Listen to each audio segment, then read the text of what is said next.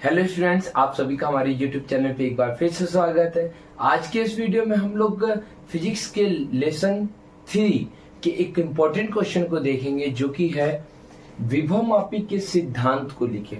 मतलब विभव मापी का हम लोग को सिद्धांत लिखना है, फिर दो प्राथमिक सेलों के विद्युत वाहक बल के तुलनात्मक अध्ययन हेतु हम लोग को एक परिपथ आरेख खींचना है। तो पहले विभव मापी होता क्या है, तो आपको पता है कि विभव मापी एक यंत्र है जिसके द्वारा हम विभवांतर मापते हैं। ठीक है, तो विभव मापी का हम लोग को यहाँ पे केवल सिद्धांत लिखना है। तो विभव मापी का सिद्धांत यहाँ पे ये है, यदि किसी हेडिंग डाल दीजिएगा विभव मापी का सिद्धांत।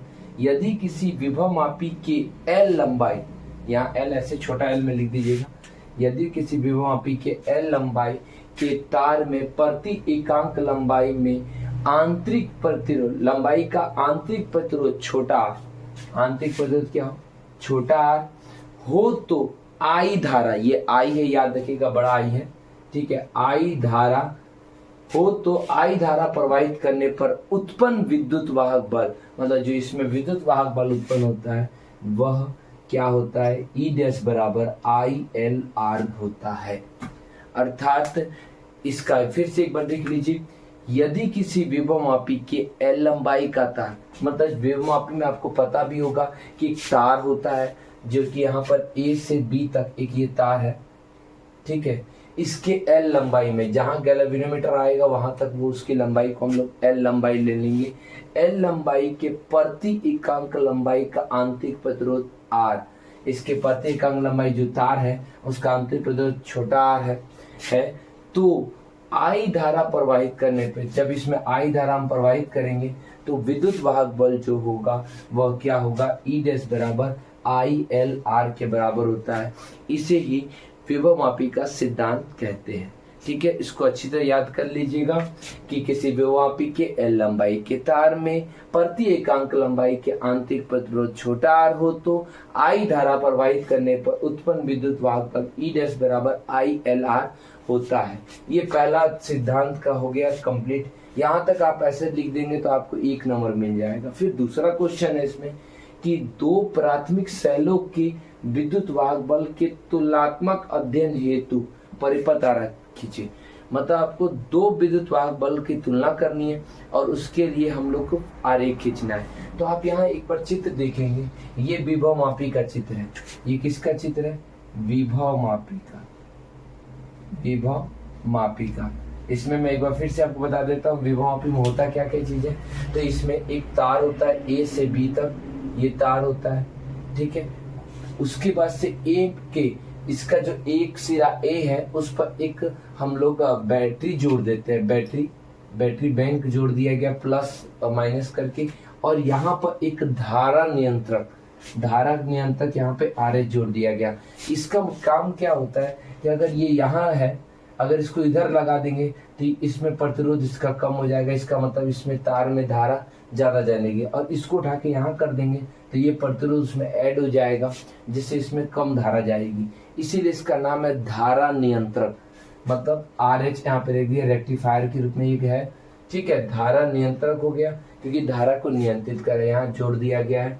फिर इसका दूसरा जो पार्ट होता है वह होता है ए बिंदु से एक अन्य सेल ई डैश को जोड़ा जाता है, जिसका संबंध एक गैल्वेनोमीटर से होता है। किससे होता है, गैल्वेनोमीटर से जोड़ करके हम उसको तार में जोड़ देते हैं। अब आप बोलिएगा यहाँ 2 सेल की जरूरत क्यों हो रही है। इसमें 2 सेल की से जरूरत हो रही है क्योंकि एक परिपथ तो ये बन रहा है, इस परिपथ में धारा जो प्रवाहित हो रही है वो धारा इसके कारण प्रवाहित हो रही है, ई के कारण। अब जो हमारे पास जो सेकंड परिपथ है वह परिपथ हमारे जो प्राप्त हो रहा है उसके द्वारा हम इसका विद्युत वाहक बल प्राप्त करते हैं। में धारा जो इसके कारण बह रही है इसके कारण बहती है, और इसके द्वारा कोई धारा बहती नहीं है, जिसके कारण हम लोग जो एक्चुअल परिपथ का विद्युत वाहक बल होता है वो इसका हम लोग इससे ज्ञात कर सकते हैं। कैसे ज्ञात करते हैं, तो अब देखिए हमारे पास क्वेश्चन है कि इसके 2 विद्युत वाहक बल का तुलनात्मक करना है। तो इसके हम लोगों ने ई डैश के स्थान पर 2 विद्युत वाहक बल लगा दिए, मतलब 2 गो सेल लगा दिया, ठीक है। 2 सेल को लगा दिया गया। कैसे लगाएंगे, तो लगाने के लिए हमने एक चेंजर लगा दिया यहाँ पर, ठीक है, एक चेंजर यहाँ लगा दिया। एक चेंजर इस साइड से लगाएंगे।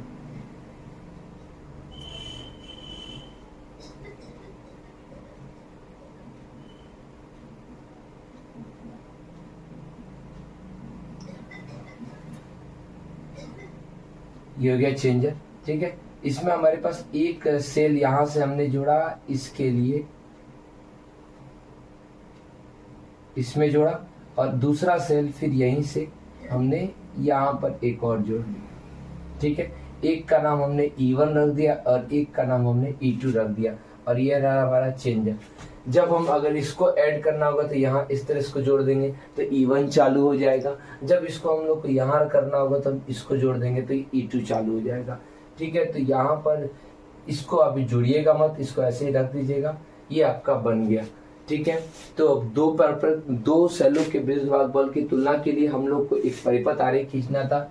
तो हमने क्या किया, जो विभव मापी आप पहले से पढ़ते आ रहे हैं उस विभव मापी में खाली आपने क्या किया, यहाँ पर जो E' था उसके स्थान पर एक सेल E1 जोड़ दिया और दूसरा सेल E2 जोड़ दिया, और यहाँ पे एक चेंजर लगा दिया, ठीक है। जिसकी सहायता से पहले E1 के द्वारा प्राप्त करेंगे, तो E1 के द्वारा अगर मान लीजिए यहाँ लंबाई प्राप्त हुई तो E2 के द्वारा भी लंबाई हमें प्राप्त होगी, तो उसको हम लोग यहाँ डाइजेस्ट करके यहाँ मान लीजिए यहाँ प्राप्त हो रही तो प्राप्त कर लेंगे, ठीक है। तो ये हमारा दो सेलों के विद्युत भाग बल के लिए हमारे पास एक व्यंजक हो गया, वो चित्र हो गया। तो अच्छी तरह इसको उतार लीजिएगा, और आई होप कि ये वीडियो आप सभी को समझ में आया होगा। फिर मिलते हैं हम लोग नेक्स्ट वीडियो में, तब तक के लिए धन्यवाद।